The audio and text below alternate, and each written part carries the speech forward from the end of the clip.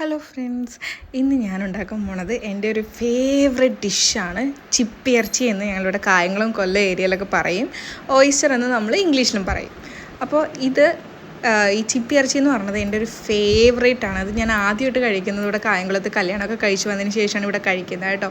അപ്പോൾ ഒരു ചട്ടിയിൽ ചിപ്പിയിറച്ചി വെച്ചിട്ട് അതിനകത്ത് ഞാൻ തേങ്ങാപ്പാലിട്ടാണ് വേവിക്കുന്നത്. ഭയങ്കര ടേസ്റ്റാണ് ഈ തേങ്ങാപ്പാലിട്ട് വേവിക്കുന്നത് ചിപ്പിയിറച്ചിക്ക്. അങ്ങനെ തേങ്ങാപ്പാലൊക്കെ ഒഴിച്ച് നമ്മളൊന്ന് വേവിക്കാൻ വെക്കുവാണ്. അപ്പോൾ ഇതിൻ്റെ ഇടയ്ക്ക് നമ്മൾ കുറച്ച് ഉപ്പും മഞ്ഞൾപ്പൊടിയും കൂടെ ഇട്ടാണ് നമ്മളിത് വേവിക്കുന്നത് കേട്ടോ. തേങ്ങാപ്പാലിൽ ഉപ്പും മഞ്ഞൾപ്പൊടിയും കൂടെ ഇട്ട് ചിപ്പിയിറച്ചി നമ്മൾ വേവിച്ചെടുക്കുവാണ്.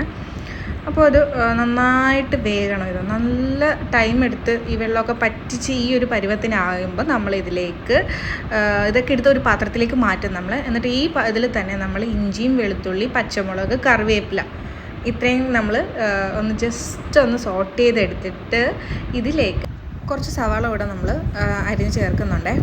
എന്നിട്ട് സവാളയൊക്കെ ഒന്ന് വഴറ്റിയെടുക്കാൻ വേണ്ടി കുറച്ച് ഉപ്പും കൂടെ ആഡ് ചെയ്തിട്ട് നന്നായിട്ടൊന്ന് ഇളക്കി വഴന്ന് വരുമ്പോൾ, ഞാനത് അധികം വഴന്ന് വരാനായിട്ട് നിന്നിട്ടില്ല, എനിക്കതിനുള്ള ക്ഷമ ഉണ്ടായിരുന്നില്ല.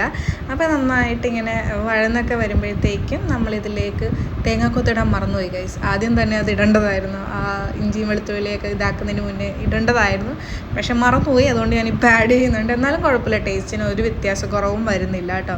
അടിപൊളിയാണ് ഇത്.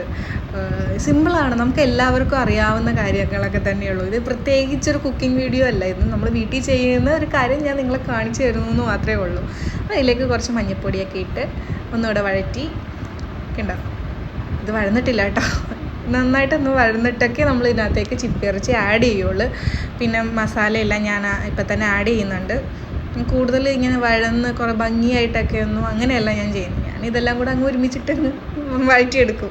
ഞാൻ അങ്ങനെയാണ് ചെയ്യുന്നത്. അപ്പോൾ കുറച്ച് മല്ലിപ്പൊടിയും കുരുമുളക് പൊടിയും ഗരം മസാലയും മുളക് പൊടിയും ഒക്കെ ഞാൻ അതിനകത്തേക്ക് ആഡ് ചെയ്യുന്നുണ്ട്. ഞാൻ ഇത്രയൊക്കെ ആഡ് ചെയ്യുന്നുള്ളൂ കേട്ടോ.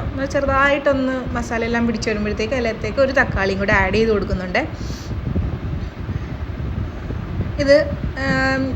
ഞാനിത് കുറേ നാളായിട്ട് ഈ ഒരു ഐറ്റം കഴിഞ്ഞ് കുറേ അന്വേഷിച്ച് നടന്നൊരു സാധനമാണ് ഈ ചിപ്പിയിറച്ചി.